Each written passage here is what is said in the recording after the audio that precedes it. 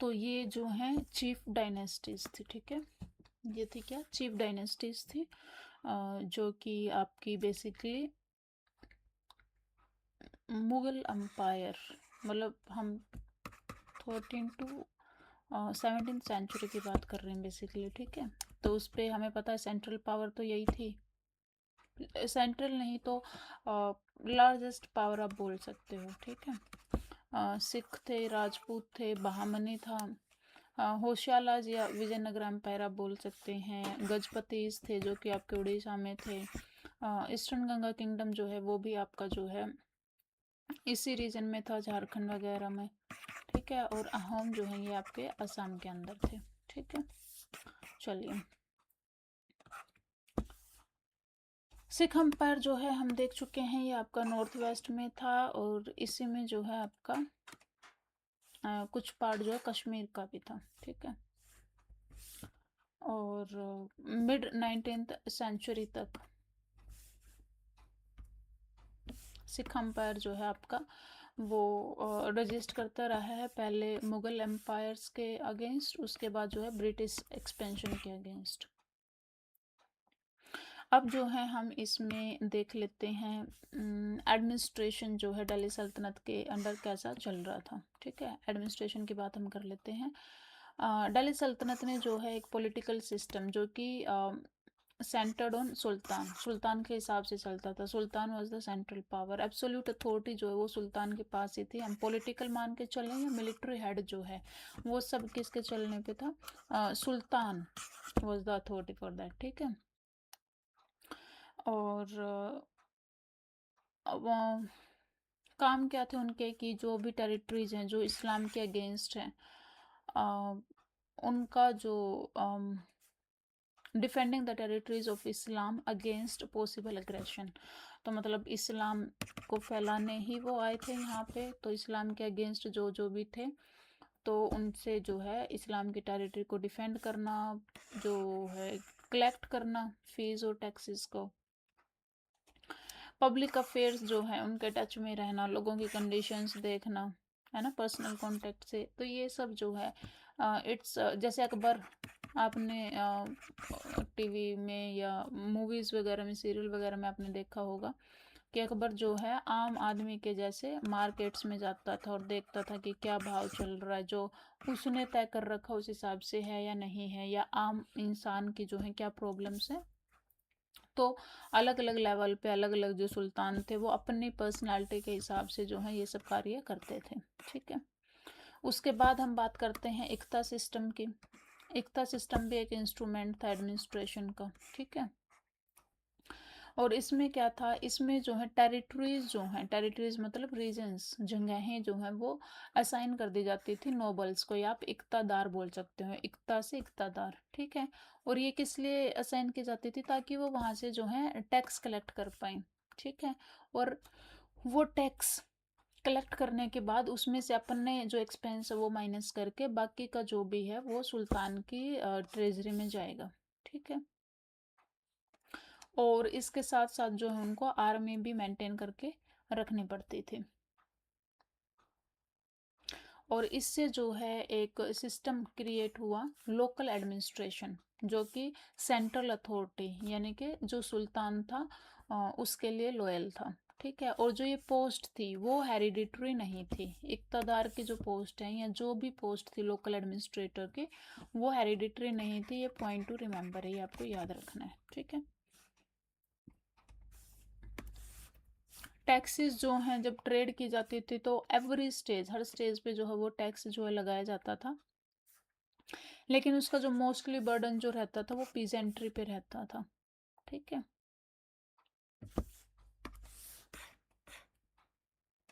अब मुगल एडमिनिस्ट्रेशन हम देख लेते हैं। मुगल में क्या था, ये जो है ग्रेटर लेवल के कंट्रोल और एफिशिएंसी चाह रहे थे। जैसे अकबर जो है उन्होंने रीऑर्गेनाइज किया था एडमिनिस्ट्रेटिव मशीनरी को, ठीक है। दीवान नाम की एक चीज़ थी जो कि फिनेंसिस, दीवान नाम की एक पोस्ट थी, है ना। जैसे महात्मा गांधी के फादर भी दीवान थे एक, है ना। तो दीवान जो है फिनेंस का टेक केयर करते थे। उसके बाद मीर बख्शी थे, मीर बख्शी जो है मिलिट्री के जो मामले थे अ, उनको देखते थे। खाने समान था जो कि पब्लिक वर्क देखता था, जैसे कि ट्रेड हो गया, इंडस्ट्री हो गया, एग्रीकल्चर हो गया, ठीक है।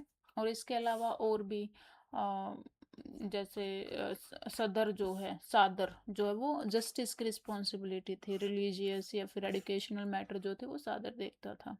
ओके। और इसके अलावा जो है अंपायर थे, जो अलग जो प्रोविंसेस थे, जैसे आज हमारे यहाँ पे भी है ना, स्टेट्स हैं, है ना, स्टेट्स हैं। और एक सेंट्रल अथॉरिटी है, सेंट्रल अथॉरिटी के हमारे फिर स्टेट्स हैं, स्टेट्स में आपके डिस्ट्रिक्ट हैं, डिस्ट्रिक्ट में आपके विलेजेस हैं ना। तो ऐसे ही जो सेंट्रल अथॉरिटी थी वो तो मुगल थे, राइट। लेकिन उसके बाद क्या, वो जो अथॉरिटी है, ये जो एरिया था मुगल्स का, ये जो है प्रोविंसेस जिनको आप सूबाज बोलते हैं, उनमें जो है बटा हुआ था, ठीक है। तो ये सूबे के जो मिनिस्टर्स होते थे उनको भी अलग अलग कार्य दिए जाते थे, और फिर ये सब डिवाइडेड होते थे, ठीक है। इफेक्टिव चेक्स एंड बैलेंसेस बनाने के लिए बहुत सारे गवर्नमेंट ऑफिशियल जो हैं वो अपॉइंट किए जाते थे।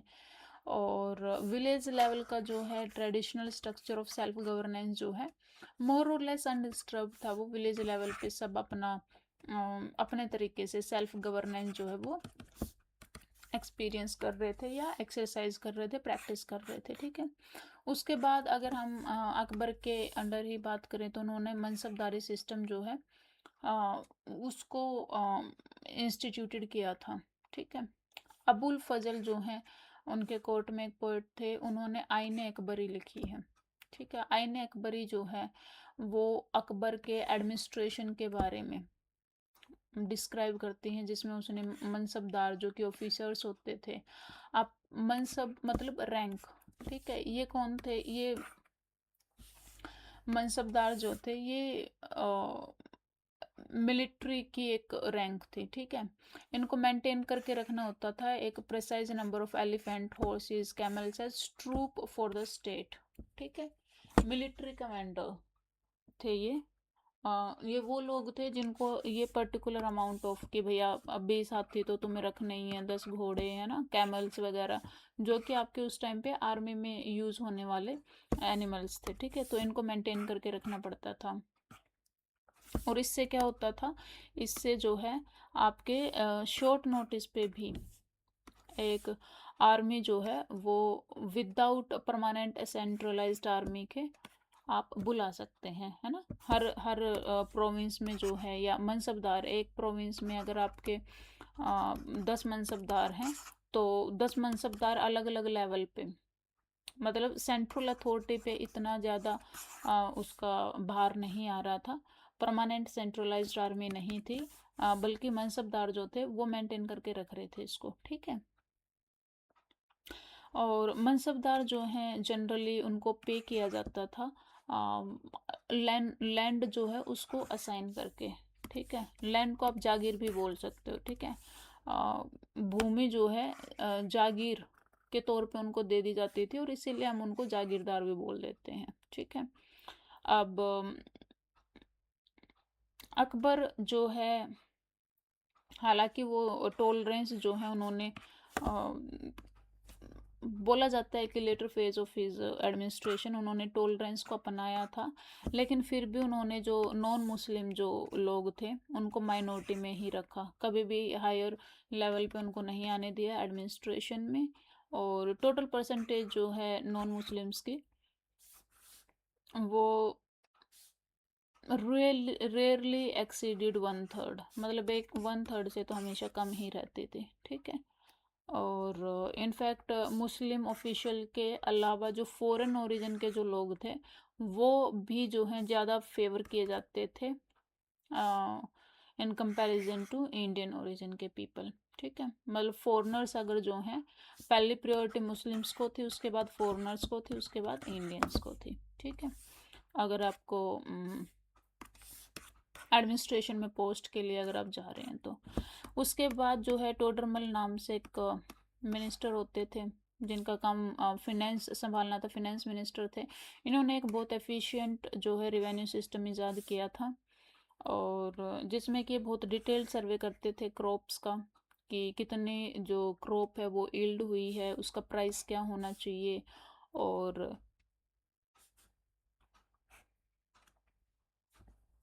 जो प्राइस था हर क्रॉप का जो है वो ये सारी इंफॉर्मेशन के बाद ही जो है वो सेट किया जाता था। ठीक है, तो इन्होंने जो है टोडरमल ने एक सिस्टमेटिक सर्वे जो है वो स्टार्ट किया था लैंड का।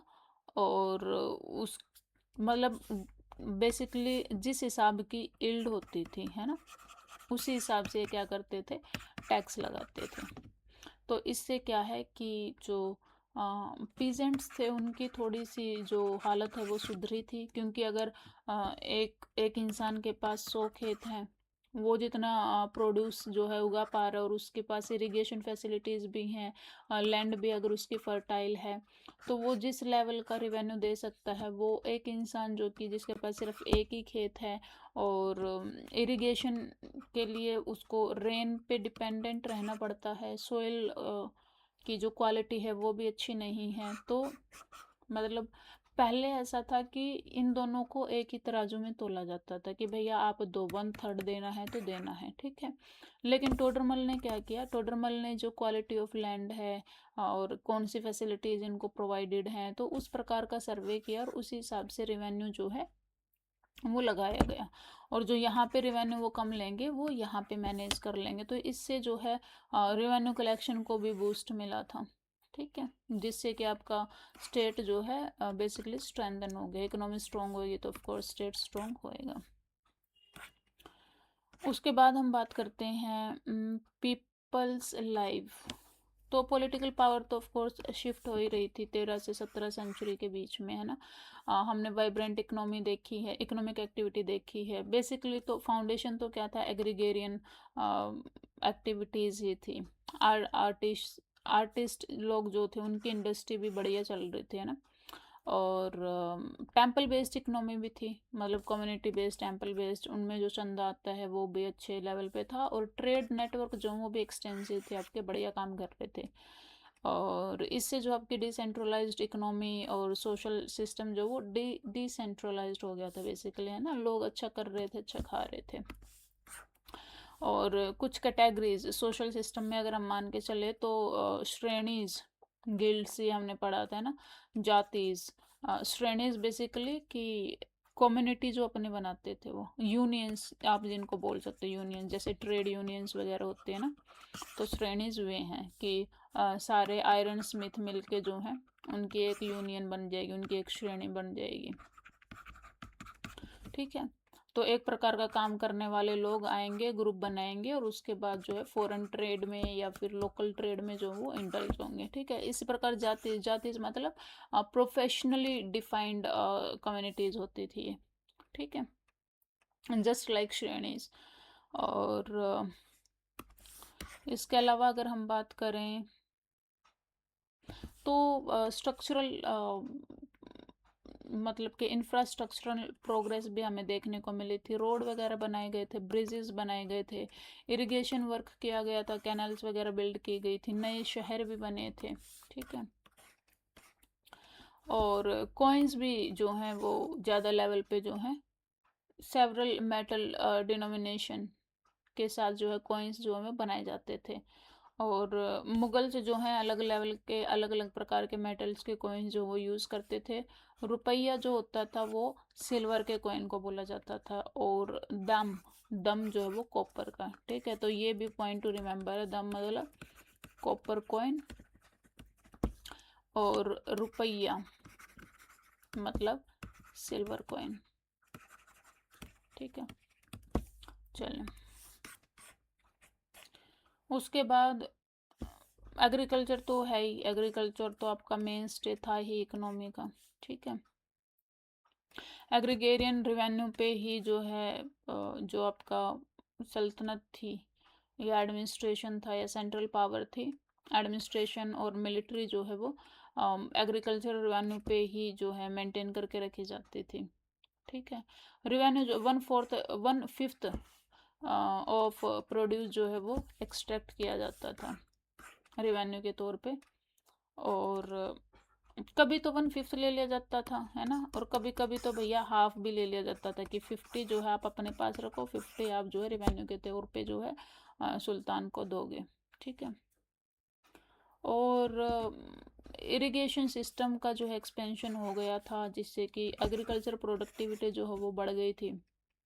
मल्टीपल क्रॉप जो है लोग उगाने लग गए थे।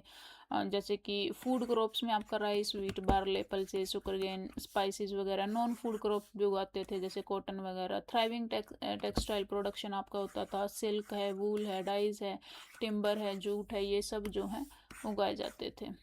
ठीक है।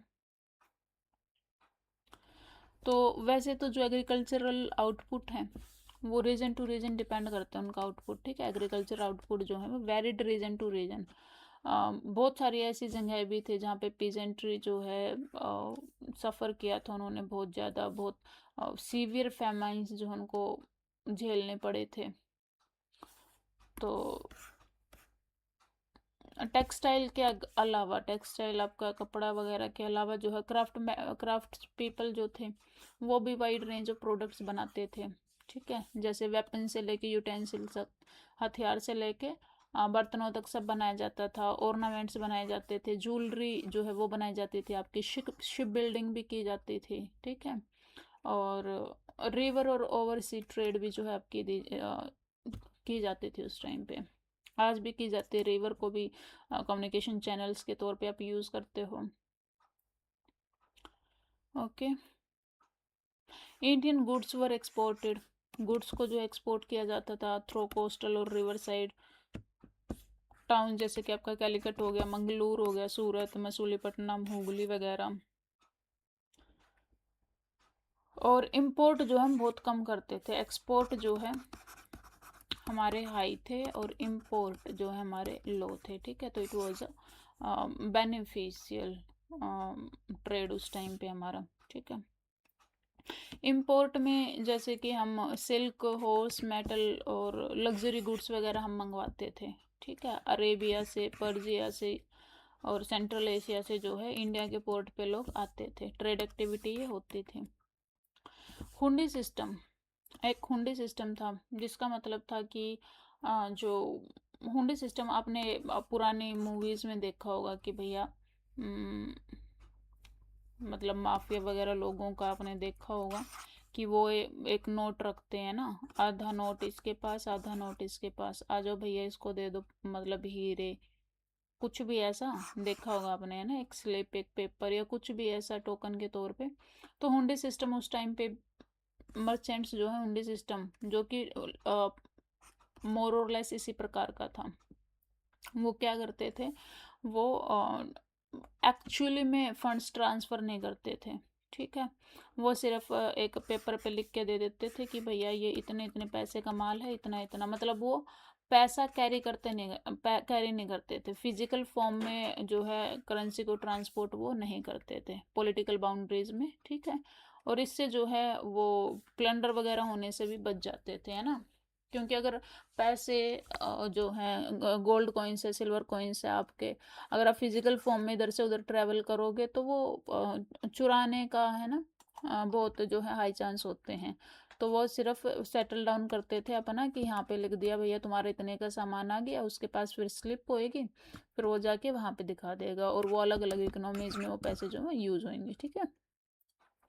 और ट्रेडर कम्युनिटीज़ में बेसिकली आपके मारवाड़ीज जो हैं ये अक्रॉस डिफरेंट पॉलिटिकल रिजिम्स जो में अडेप्ट करते रहे।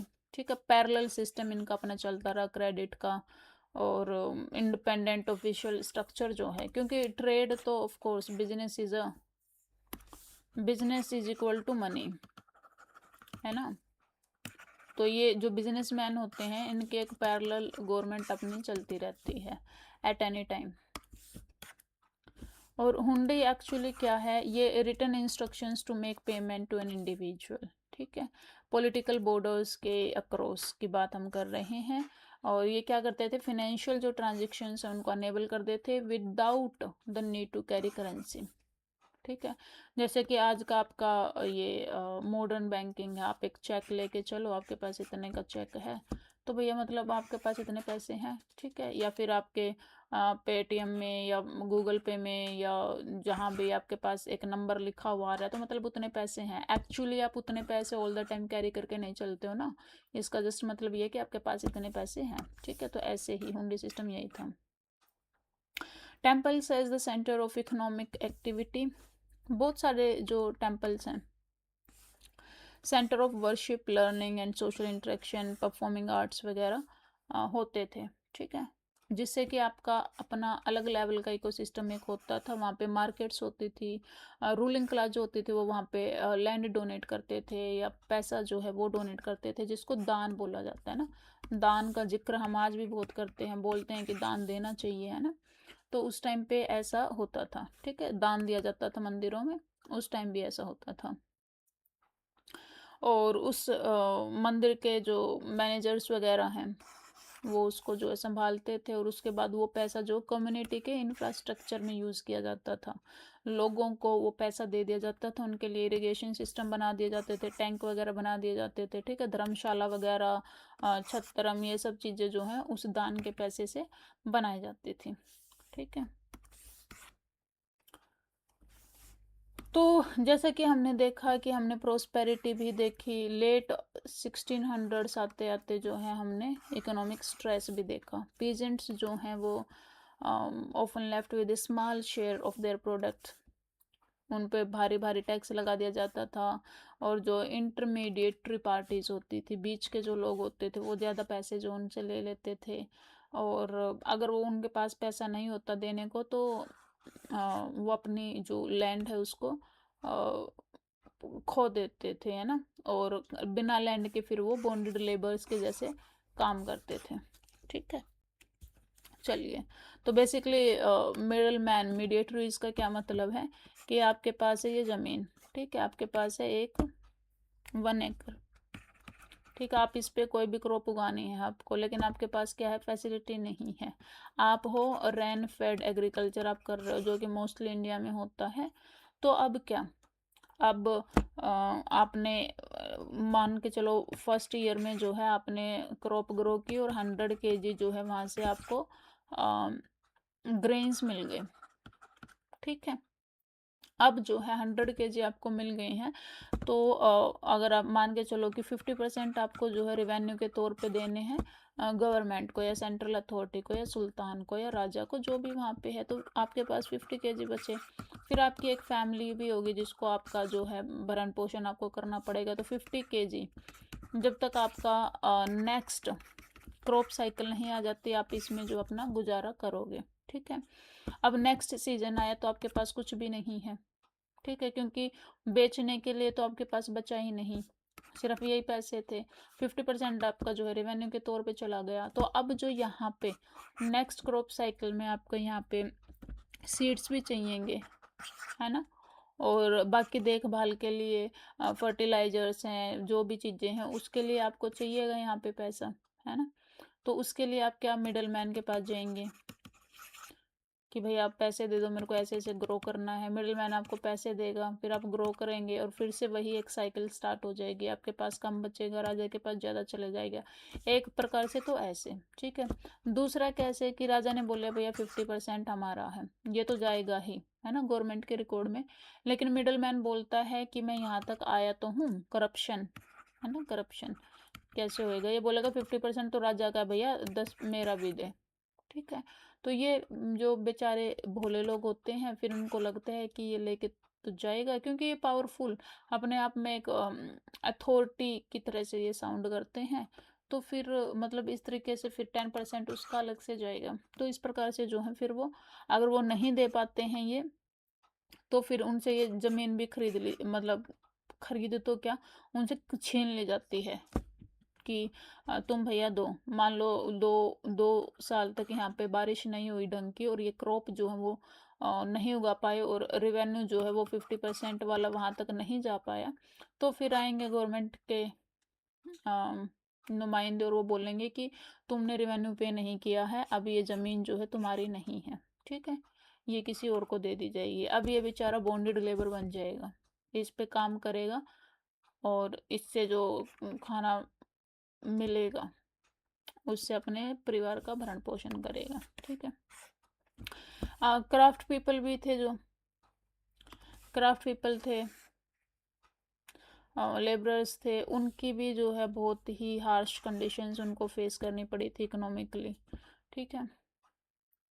और India was still a land of abundance वैसे तो, लेकिन एक आप कह सकते हो कि पोलराइजेशन शायद हो गया होगा कि जिनके पास रिसोर्सेज हैं उनके पास तो बहुत ज़्यादा हैं, जिनके पास नहीं है वो भी एक तादाद में लोग जो हैं उनकी एक संख्या हो गई होगी।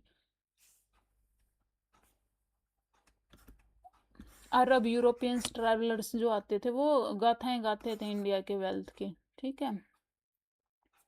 लेकिन वो जो वेल्थ है बेसिकली वो कंसंट्रेटेड होता था in the hands of rulers, high officials, merchant class. तो पैसा बहुत था, लेकिन वो बहुत पैसा सिर्फ इन्हीं चुनिंदा कुछ लोगों के पास होता था। ठीक है। और ये फिर बार बार इनकी लड़ाइयाँ भी चलती रहती थी एक्सपेंशन के लिए, फ्रीक्वेंट वॉर फेयर होते रहते थे, तो लोगों को जो है फोर्सफुली डिस्प्लेस भी होना पड़ता था। ठीक है। चलें। और कॉमन पीपल की जहाँ तक बात है, there in instances of clashes देखने को मिलते हैं। ठीक है। स्पेशली सैक्रेड साइट्स को लेके, मतलब कम्युनिटी का टसल जो है उस टाइम पे भी चल रहा था, क्योंकि अलग अलग रिलीजन्स की बात आ गई थी, अलग अलग कम्युनिटीज़ की बात आ गई थी। कहीं पे टेम्पल्स तोड़े जा रहे हैं तो उन टेम्पल्स का आदर करने वाले लोग भी तो मतलब बोलेंगे ना कि भैया ये हमारे डेटी हैं, ये हमारा भगवान है, ये हमारी आस्था है, तो आप ऐसा नहीं कर सकते। तो वहाँ पे क्लैश वगैरह देखने को मिल जाते थे, है ना। डिस्क्रेटेड डिस्ट्रॉयड अंडर रूलर सैंक्शन, अगर कहीं पे सेक्रेड साइट्स को तोड़ा जा रहा है तो लोग अड़ जाते थे, तो वहाँ पे क्लैश जो है वो क्रिएट हो जाते थे। और बाय एंड लार्ज जो हैं डिफरेंट फेथ्स और कम्युनिटी के लोग जो हैं, बोला जाता है कि पीसफुली साइड बाय साइड वो रह भी रहे थे और इकोनॉमिकली डिपेंडेंट भी थे एक दूसरे पे। ओके। तो even as most ruler across India patronized, तो बहुत सारे जो रूलर्स थे उन्होंने आर्ट को, कम्युनिटीज़ को पैट्रोनाइज भी किया है। ठीक है। जो ट्रेडिशंस थी उनको मेंटेन करने में हेल्प की है। और मतलब अलग अलग कम्युनिटी के लोग साथ में आए हैं तो एक फेयर डिग्री ऑफ इंटरेक्शन हुआ है, जिससे कि एक शेयर्ड हेरिटेज जो है वो देखने को मिली है। इवन दो इंडिया जो है इकोनॉमिकली प्रोस्परस रहा है, पॉलिटिकली जो है वो अनस्टेबल रहा है ना, क्योंकि लड़ाई के लिए सत्ता, मतलब सत्ता के लिए लड़ाइयाँ जो है वो होती रही हैं। ठीक है। और फ्रीक्वेंटली जो है आपका पॉलिटिकल मैप जो है वो रीशेपिंग उसकी होती रही है। और इंडिया ने बहुत सारे जो सीरियस जो चैलेंज है वो फेस किए हैं, but still it survived. It is a tale not only of hardship but also of resilience, है ना, हार नहीं माननी, लड़ते चले गए through the swords when the occasions demanded, but also through fresh creation in art, literature, spirituality and timeless values. तो लड़ाइयाँ भी हुई हैं, युद्ध भी हुए हैं, और लेकिन आर्ट, लिटरेचर, स्पिरिचुअलिटी, वैल्यूज़ अलग अलग टाइप की ये भी जो आपको देखने को मिलती रही है, फ्रेश क्रिएशन इनका होता रहा है। तो अगर हम समरी देख लेते हैं तो ये जो पीरियड था 13 टू 17 सेंचुरी, बहुत सारे फॉरेन इन्वेजन्स आपको देखने को मिलेंगे। टर्क आए हैं, अफगान आए हैं, मुगल फोर्सेस आए हैं, जिन्होंने वाइड स्प्रेड डिस्ट्रक्शन किया। ओल्ड डायनेस्टी का फॉल हुआ, फिर से rise and fall of kingdoms and empires होता रहा। ठीक है। तो कंटिन्यूस एक साइकिल चलती रही आपकी वॉरफेयर के, अलायंस की, कॉन्क्वेस्ट की, जो कि इंडिया की जो पॉलिटिकल बाउंड्रीज है उनको रीशेप करता रहा। और बहुत सारी रिलीजियस इंटॉलरेंस जो इस पीरियड ने देखी है, Buddhist, Jain, Hindu, Sikh, Zoroastrians and tribal, इन सब ने बहुत सफ़र किया है, परसिक्यूशन हुआ है इनका बहुत। और कुछ रूलर्स ऐसे भी थे जो ब्रॉड माइंडेड थे, जिन्होंने ऐसा कुछ नहीं किया। ठीक है। उसके अलावा अगर हम बात करें, एग्रीकल्चर और ट्रेड जो है वो एक्सपेंड हुआ है। इंडिया का जो वेल्थ और कनेक्टिविटी है वो वाइडर वर्ल्ड मतलब हम एनहेंस होती रही है वो। ठीक है। हाँ, हालाँकि इकोनॉमिक कंडीशन जो है कॉमन सब्जेक्ट्स की आम लोगों के जो है वो हमेशा हार्श कंडीशंस ही रही है। कुछ लोगों के पास ही वो उस प्रकार की प्रोस्पेरिटी थी। Indian society showed adaptability and resilience in rebuilding towns, cities, temples, and other aspect of economy. टूटते रहे, बिखरते रहे, फिर बनते रहे, है ना, ये सब चलता रहा. It found ways to preserve cultural tradition and blend indigenous and foreign element to create a new cultural expressions. तो पुरानी चीज़ें भी जो है आती रही, ख़त्म होती रही, फिर से ब्लेंड हो गया, बाहर के इन्वेडर्स जो आए वो भी यहाँ पे बस गए, वो अपना एक कल्चर लेके आए. तो इस प्रकार से जो है हाइब्रिड कल्चर भी आपको देखने को मिला. बहुत सारी many form of art and culture, जिसमें कि आपका आर्किटेक्चर है, म्यूजिक है, पेंटिंग है, ये सब फ्लरिश किया. ठीक है, एक दूसरे के एलिमेंट्स जो इन्होंने वो अपनाए. चलो जी, थैंक यू. यहाँ पे आपका चैप्टर ख़त्म होता है. Tata, bye bye, take care.